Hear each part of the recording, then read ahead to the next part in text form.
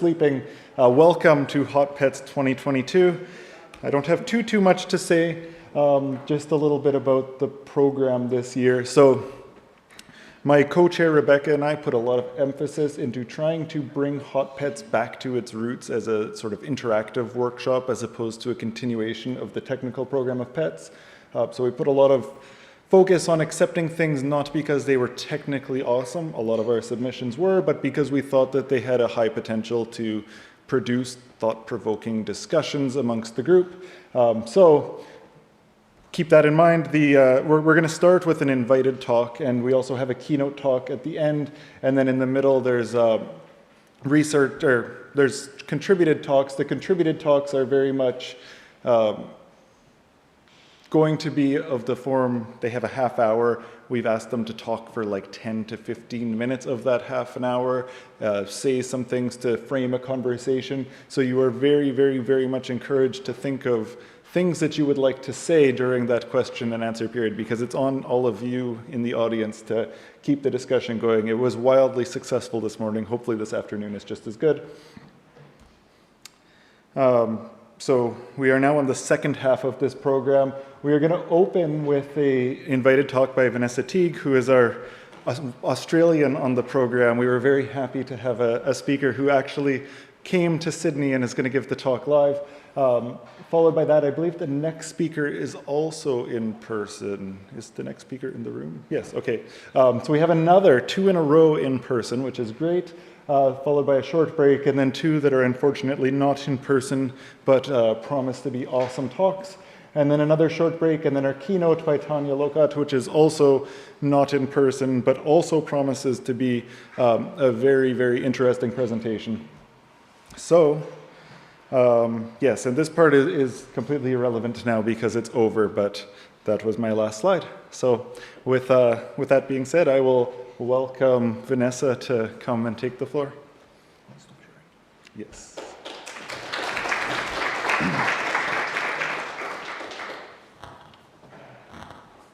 Thanks, Ryan. Okay, I'm taking to heart this instruction about it being interactive and, back and forth. And I've even got my little computer set up here, so I think I should be able to see chat questions from the gather as well. So please, if you're either in the physical audience or in the virtual world, chat to me and ask me questions or say things as we go. Okay, my name is Vanessa Teague, and this project that I'm about to talk about has had great contributions from lots of people listed on the slide that you can see. The particular technical details in this particular talk are joint work with Chris Culmane. The project is called Right to Ask. It's an Australian project about encouraging Australians to get interested in, actively involved in parliamentary democracy. And since this is PETs, I'm going to talk primarily about the privacy aspects of the project, although there are heaps of other aspects of the project as well. So here's a summary of where we're going. First of all, I'm going to give an overview of what the project's about. Then I'm going to talk about the cryptographic tools, which I imagine are very familiar to some fraction of the audience. We're going to talk a little bit about the bulletin board. Then I'm finally going to get to talking about the privacy model, and then hopefully we can have some time for discussion at the end, although discussion is encouraged as we go as well.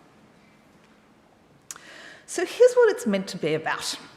The idea is to allow people to ask and focus political questions, and to be able to upvote or downvote other people's political questions so that the most popular or most relevant questions bubble up to the top. So we've made up some examples for the purpose of this slide. And you can see that there's a few different roles for the app. One is just letting people write out a question. 2 is helping people to direct the question to the right parliamentarian or the right parliamentary committee or the most effective place that it can be asked. And the third thing is kind of upvoting other people's questions or downvoting other people's questions so that the most popular questions can be immediately evident to the parliamentarians who are supposed to be receiving and either answering or raising the question. So there's kind of two things that an MP is supposed to be able to do with the question. One is they're supposed to be able to answer it directly, and the other is they're supposed to be able to take it into a committee hearing or into question time or something and direct the question to somebody else. So two completely different things, actually. Maybe it's for the MP to answer, or maybe it's for the MP to raise and get somebody else to answer. So I've been working in voting for many years now, and there are things that we think we know how to do in electronic election verification. So Microsoft has recently released a crypto library which doesn't really plan to, it's not really intended to do anything radically innovative. It's really just intended to implement a series of tools that have been known in the community for a long time. It's called Election Guard, and it has a couple of things that I'm going to describe in a minute. It has very nice, simple, old-fashioned additive homomorphic encryption, which you can see is obviously going to be useful if some people are voting +1 and some people are voting 0. We can add them all together. We can add everybody's votes together and decrypt the aggregated total without ever decrypting any individual votes. It has threshold key generation and distributed decryption in a clever way so that the key is never recombined. And it has a variety of zero-knowledge proofs that allow the administrator of the election to prove that all of this computation on encrypted data is being done correctly. So the idea, which I thought at the beginning of this project, is this is all super simple, right? We can just use this library and all these tools that have been known in the voting community forever, and everything's just going to work straight off the bat. We can add up our upvotes and downvotes, decrypt the collective aggregate, and prove that it was all done correctly and everything's going to work. Here's kind of the traditional picture of what a ordinary homomorphic encryption-based voting protocol would look like in the cryptographic literature. So this, for example, is approximately what Helios looks like if you voted in IICR elections. It's also a fair approximation to what the Estonian internet voting protocol looks like, and a bunch of other voting protocols from a long way back look like this. So on the far left-hand side, imagine a person voting on their own device, which they don't necessarily trust. They're asking their device to encrypt a number, let's say a 1 or a 0, a support or not support a particular candidate. And they're making, in this instance, we're just using algorithm encryption. Most real voting protocols that try to defend against an untrusted client give the voter some opportunity to try to challenge their client. And some kind of opportunity to get some kind of a proof, usually by querying via another device, some kind of a proof that the ciphertext that they asked for, that the plain text they asked for is properly encoded in the ciphertext that was made. So everything in the left-hand column is very hard, and the hardness of this stuff in the left-hand column is really a reason that I don't think we should be running protocols like this for government elections. Hard enough for cryptographers in the IICR to do it. But anyway, the protocols exist. Whether the protocols exist in a way that actual humans can actually use is a different question. And then everything kind of from to the right of the leftmost column is stuff that we actually know how to do really quite well. We know how to put votes on a public bulletin board. We know how to aggregate encrypted values. We know how to prove that they've been properly decrypted without ever recombining the key. And then we know how to produce a sum that everybody can have confidence in. So I don't necessarily believe anything in the leftmost column, and I don't necessarily believe that we have a good way for voters to make sure that they've made the vote they want to make from an untrusted device. But if you're kind of willing to let that bit slide, we kind of know how to do everything from the blue line onwards.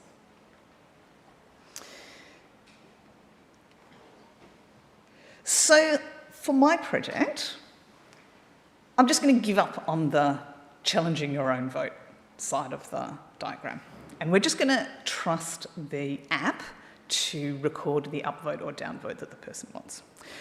Whether you think that's a reasonable choice or not, I'd be kind of mildly interested to hear.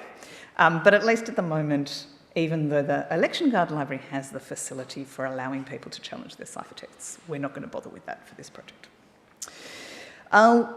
We also don't have serious voter authentication because Australia doesn't really have that anyway.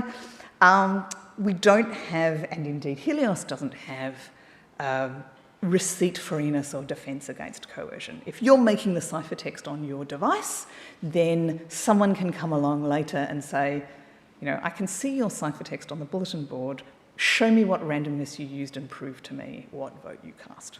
And again, although there are some attempts to solve this problem, I think this is a very hard problem to solve and we're not even going to try. So these are the things we're not even going to try to do properly. So I'm just going to quickly overview how the vote aggregation works. And if I write this out on the slide, I'm guessing that for about half the audience, everybody's seen it before, and for the other half of the audience, it's totally incomprehensible. So put up your hand if you've seen this 10,000 times before and it's really obvious. Put up your hand if you've never seen it before and you'd like a 2-minute explanation. Okay, so for a couple of people, this is an encryption mechanism that is very well studied and very old. The idea is that the ciphertext is encoded in the exponent. So here, does my laser pointer work? There. This is my vote, my V1, which is either 0 or 1. Every one of them is encrypted. There's a public operation for combining them all together, which is just multiplication. And we just have good old-fashioned log laws for ending up with the sum of the votes in the place where the encrypted message is. So anybody can take a collection of ciphertexts and aggregate them all together in the encrypted domain and produce a ciphertext of the sum of all of the individual votes. And this is cool. And then we have a way of decrypting them in such a way that we can prove that we decrypted properly. So this is what it uses.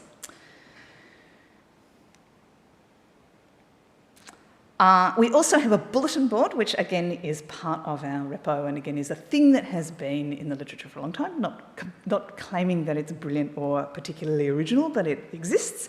It's based on a Merkle tree implementation in Rust by Andrew Conway, and it's available at the, on GitHub, where you can see. It's really just a very simple Merkle tree-based, efficient Merkle tree-based public ledger in which the crucial thing is you can prove that certain data is present and you can keep a record to show that it hasn't been subsequently deleted. So that's all good. This is what the proofs look like. They really exist. So now let's talk about the privacy model for this setting, because in a traditional election setting, or even a professional society-like election setting like the IICR, we have one-shot elections. And we know that there's one election, it runs for a particular period of time, there's a certain population of people who are allowed to vote, and then we aggregate it at the end. But Right to Ask is going to have a completely different privacy model because we're going to be continually voting on some subset of questions that come past. And we don't have a finite end, and we don't have one aggregation at the end. We have aggregation in batches as we go. So the privacy model is meant to be what it says on this slide. When you write a question, it becomes public and it has your name on it. But your individual upvote or downvote is meant to be private. And we have this decryption from the election guard library where the decryption key is 2 out of 3 secret shared, so there's not supposed to be anybody who has the capacity to use their key to decrypt your individual vote. But let's have a think about what the appropriate privacy model in that setting is. So I agreed to give this talk. I wrote my abstract thinking, oh, I'm not exactly sure how to do this right, but I'm sure I will have figured it out in a week or two by the time I actually have to give the talk. I have to tell you, the more I thought about it, the harder it seemed. And so in some ways, this talk is a short summary of things that don't quite work and I'm not quite sure how to do. Okay, so here's the first idea. Just remembering so for the moment, ignore the fact that we have 3 authorities who can together, in a 2 out of 3 kind of setting, decrypt individual votes if they choose to cheat. There's actually another paper which is joint work with Orpheus Litos and Agelos Kiaias, which talks about sharing around that responsibility and getting different members of the community to act in that role. But leave that aside for a minute and just think about this idealised kind of picture of a public list of ciphertexts and an aggregate that gets decrypted. So this is actually different from ordinary elections.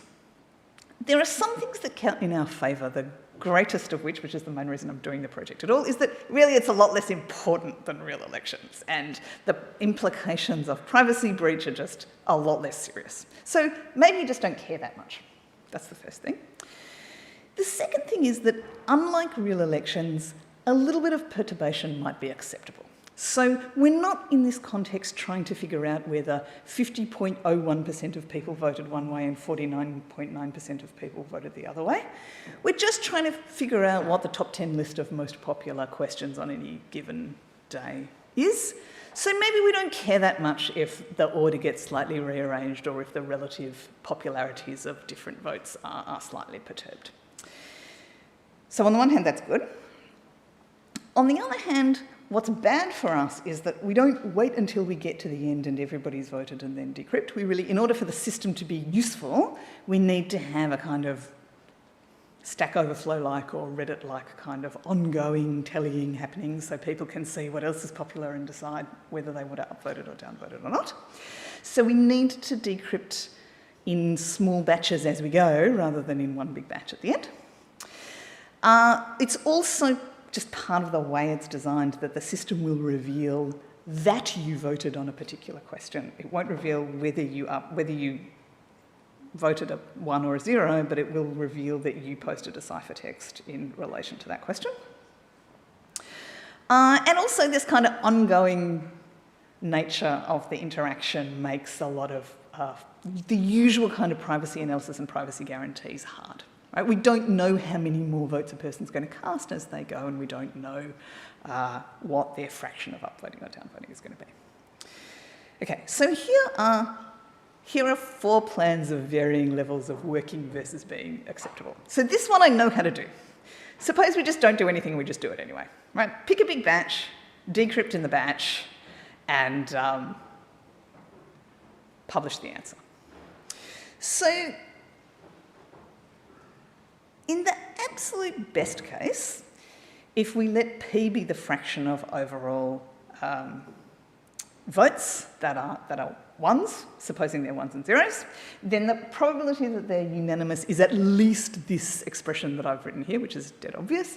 And it's probably going to be worse than that, actually, because this assumes that they're all independently distributed, when in fact they're probably highly correlated. So we've got some probability that it's unanimous, that any one batch is unanimous, and we know that if somebody participates regularly in a variety of different batches, then sooner or later they're going to end up in a unanimous batch, or probably several unanimous batches.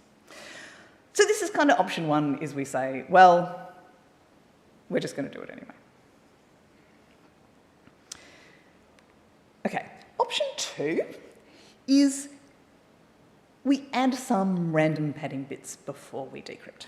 So let's say we take R uniformly and independently generated random bits and we add a batch of them on at the top. So effectively a sort of random vote from, let's say, from the same tallying authorities that are already holding the decryption key. And then we tally the batch of real votes plus the R random votes. And it doesn't really mess with verifiability because because everybody gets the decryption of T plus R over 2, and then everybody can subtract off R/2, and we don't alter the average, although we might mess with the relative popularities of certain votes a little bit. On the average, we don't change anything, and that's better. So that's better. It's not perfect. So you can, if you do the analysis, you can see it's epsilon delta differentially private, but with a non-negligible delta. So the delta here relies on, the reason that there's a non-zero delta is that you can still get unanimity.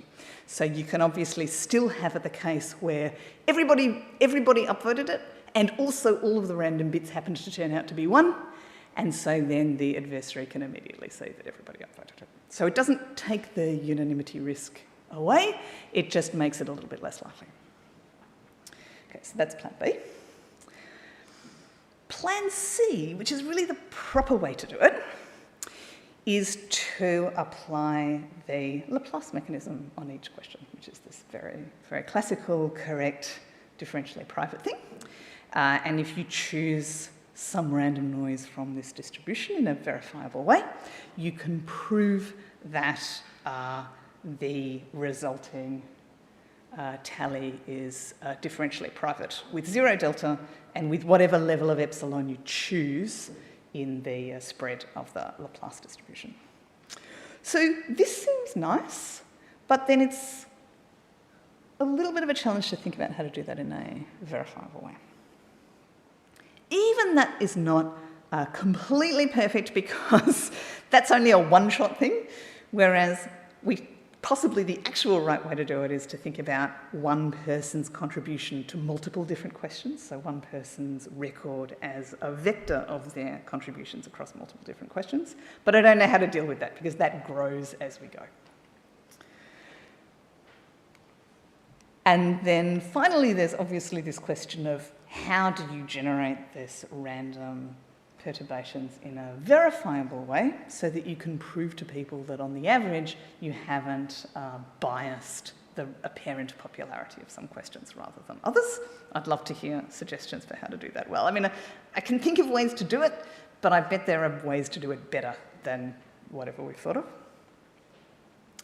So really that's the end of the presentation. If you'd like to get more involved or contact me about the project, here's the GitHub repo and my email address.